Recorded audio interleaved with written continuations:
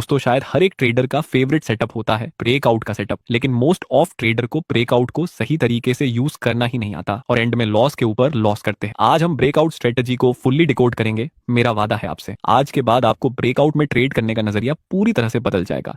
इस वीडियो में हम डिस्कस करेंगे कि ब्रेकआउट क्या होता है, ब्रेकआउट में आप परफेक्ट एंट्री कैसे कर सकते हैं और इसी स्ट्रेटजी में आपको कई बार फेक ब्रेकआउट का सामना करना पड़ेगा, इसको कैसे अवॉइड करना है और साथ में हम वॉल्यूम का यूज करेंगे। दोस्तों वीडियो बहुत ही इंटरेस्टिंग होने वाला है। अगर आप इसको बीच में स्किप करेंगे तो आपको बेहतर रिजल्ट नहीं मिलेंगे, इसलिए पूरे फोकस के साथ इस वीडियो को देख ना। सबसे पहले समझते हैं कि ब्रेकआउट क्या होता है। दोस्तों ब्रेकआउट अलग अलग टाइप्स के होते हैं। पहला साइडवे मार्केट का ब्रेकआउट, जब मार्केट किसी साइडवे रेंज में मूवमेंट करता है और उसके बाद अगर रेजिस्टेंस ऊपर की तरफ ब्रेक होता है तो इसको हम कहेंगे ब्रेकआउट, और अगर इसी साइडवे मूवमेंट में ये सपोर्ट ब्रेक होता है तो इसको हम कहेंगे ब्रेक डाउन। दूसरा ब्रेकआउट है किसी सपोर्ट या रेजिस्टेंस का ब्रेकआउट। अगर कोई रेजिस्टेंस ब्रेक होता है तो इसको भी हम कहेंगे ब्रेकआउट, और अगर कोई सपोर्ट ब्रेक होता है तो इसको भी हम कहेंगे ब्रेक डाउन। तीसरा ब्रेकआउट है ट्रेंड लाइन का ब्रेकआउट। अगर प्राइस किसी बेयरिश ट्रेंड लाइन को ऊपर की तरफ ब्रेक करे तो उसको हम कहेंगे ब्रेकआउट, और अगर प्राइस किसी बुलिश ट्रेंड लाइन को नीचे की तरफ ब्रेक करे तो उसको हम कहेंगे ब्रेक डाउन। अभी अपने 3 टाइप्स के ब्रेकआउट सीखे हैं। फर्स्ट साइडवे मार्केट का ब्रेकआउट, सेकंड सपोर्ट और रेजिस्टेंस का breakout and third trend line का ब्रेकआउट। ये तीनों में से सबसे ज्यादा पावरफुल ब्रेकआउट है फर्स्ट एंड थर्ड, जिसमें आप सही एंट्री करेंगे तो बड़ा मूव कैच कर सकते हैं। सेकंड टाइप्स का ब्रेकआउट भी काम करता है, लेकिन आपको उसमें बहुत बड़े मूव कैच करने की उम्मीद नहीं रखनी चाहिए। आइए अब समझते हैं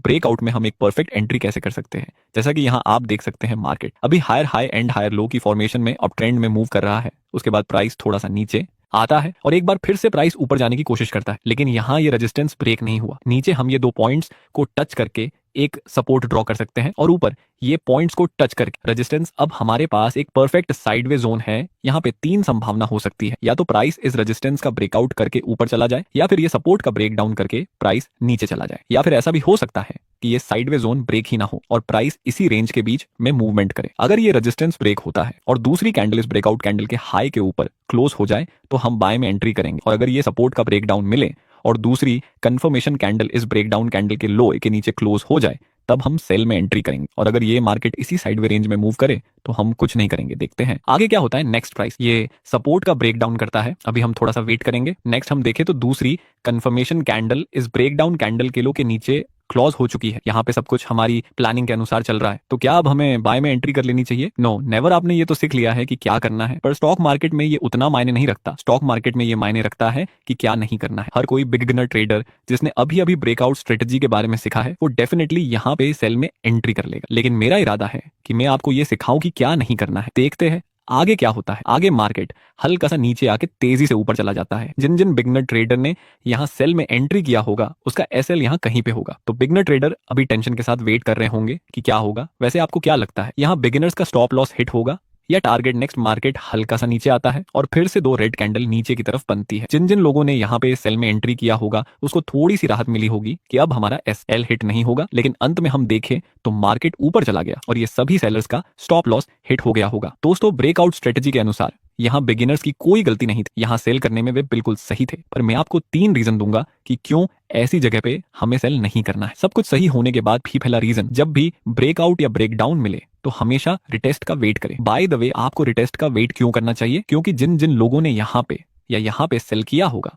उसको अच्छा खासा प्रॉफिट बन गया होगा, तो जाहिर सी बात है यहाँ बैठे हुए सेलर्स अपना प्रॉफिट बुकिंग शुरू कर। अब सेलर्स प्रॉफिट बुकिंग करेंगे तो एटलीस्ट मार्केट यहाँ तक तो पुल बैक ले ही सकती है। अगर प्राइस रिटेस्ट करने के लिए आता और बियरिश कैंडल का सिग्नल देता तब हम डेफिनेटली सेल कर सकते थे, लेकिन ऐसा कुछ हमें मिला नहीं। दूसरा रीजन, जहां बिगिनर्स ने सेल में एंट्री की इसी जगह पर एक स्ट्रॉन्ग और पावरफुल डिमांड जोन था। यहाँ बहुत ही तेजी से मार्केट ऊपर गया था, तो हो सकता है कि मार्केट इसी लेवल के पास आकर फिर से ऊपर चला जाए, क्योंकि ये स्ट्रॉन्ग डिमांड जोन था और आगे तो प्राइस में इसी डिमांड जोन से ऊपर जाना शुरू किया था। और तीसरा रीजन है कि वॉल्यूम को चेक करना है। ब्रेकआउट स्ट्रेटजी में ट्रेड लेने से पहले एक बार वॉल्यूम को जरूर चेक करना है। कैसे, आइए समझते हैं। दोस्तों जब भी आपको किसी साइडवे मूवमेंट का ब्रेकआउट मिले उसी समय ध्यान से वॉल्यूम को चेक करें कि जिस कैंडल से ब्रेकआउट मिला हो उस ब्रेकआउट कैंडल का वॉल्यूम हमेशा हाई होना चाहिए। अगर ब्रेकआउट कैंडल का वॉल्यूम हाई है तो ऐसे breakout most of time real होते हैं। तो इस तरह अगर मार्केट किसी साइडवे रेंज में है और किसी सपोर्ट का ब्रेक डाउन मिले तो इस ब्रेक डाउन कैंडल का वॉल्यूम हाई होना चाहिए। ऐसे break down most of time real होते हैं। चलिए अपने पुराने हाफ एग्जांपल को कंप्लीट करते हैं। यहाँ पर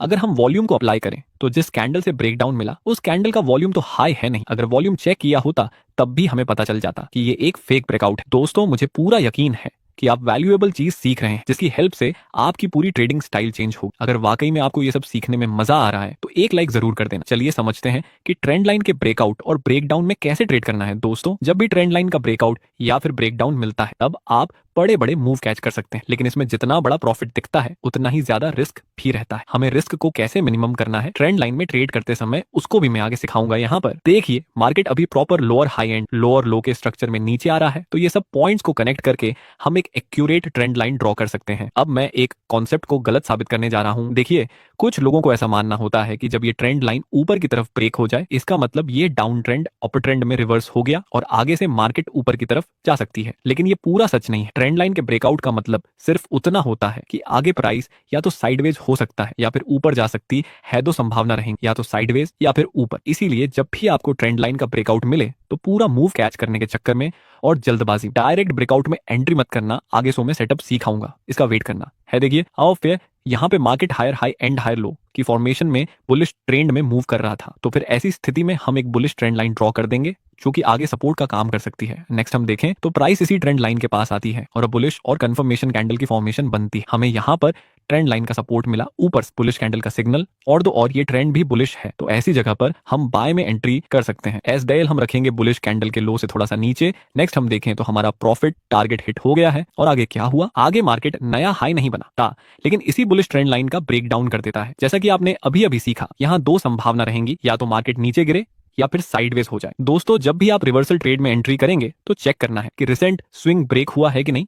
ऐसे एक एग्जांपल से समझाता हूं ताकि आपको एक क्लियर कट इमेज मिल सके। देखिए, ये है डाउन ट्रेंड और इसकी ये बियरिश ट्रेंड लाइन। नेक्स्ट ये ट्रेंड लाइन ऊपर की तरफ ब्रेक हो चुकी है और इसका रिसेंट स्विंग भी ऊपर की तरफ ब्रेक हो चुका है। अब हम कंफर्म बोल सकते हैं कि ये डाउन ट्रेंड अपर ट्रेंड में रिवर्स हुआ है। चलिए वही हमारा पुराना एग्जांपल कंटिन्यू करते हैं। यहाँ पर हम देखें तो ट्रेंड लाइन का ब्रेक डाउन हो तो चुका है और स्विंग ब्रेक भी हो चुका है ऊपर से। जिस कैंडल से ट्रेंड लाइन का ब्रेक डाउन हुआ उस कैंडल का वॉल्यूम भी हाई है। अब हम रिटेस्ट टेस्ट का वेट करेंगे और किसी बियरिश कैंडल के सिग्नल पर हम सेल में एंट्री कर सकते हैं। आगे हम देखें तो प्राइस आता है इसी ट्रेंड लाइन के पास जो कि अब रेजिस्टेंस का काम करेगी। वहां पर हमें एक बियरिश और कंफर्मेशन कैंडल की फॉर्मेशन मिले, अब हम सेल में एंट्री कर सकते हैं। दोस्तों, यहाँ तो हमारा प्रॉफिट टारगेट हिट हो गया है, लेकिन लाइव मार्केट में आपको एक मानसिक प्रॉब्लम का सामना करना पड़ेगा। वह है कि कई बार मार्केट ब्रेकआउट करने के बाद डायरेक्ट ऊपर चला जाएगा और रिटेस्ट करने ही ना आए। ऐसे में आपको एंट्री करने का मौका ही नहीं मिलेगा। तब हो सकता है कि आप जल्दबाजी में डायरेक्ट ब्रेकआउट में ट्रेड करें, लेकिन अगर आपको फेक ब्रेकआउट से बचना है तो रिटेस्ट का वेट करना ही पड़ेगा। आपको ये वीडियो कैसा लगा